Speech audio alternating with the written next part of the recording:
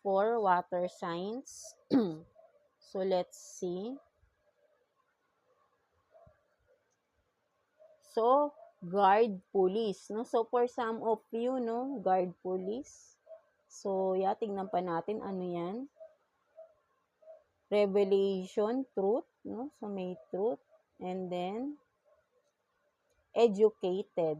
No? So, for some of you, ang nakikita ko dito talaga, no? Meron talagang tao rito na nag-iisip sa inyo, no? But then, gusto nitong mag-confess, no? Something like that, no? Parang meron siyang, gusto niyang sabihin yung totoong feelings niya, no? For you, no? Mga water sign. But then, hindi niya magawa because guarded kayong masyado, no? Mga water sign, right? No? So, ayun yung nakikita ko rito, no? Nag-aalangan siya, no? But then, gustong-gusto niya nang sabihin ano man itong nararamdaman niya for you, no?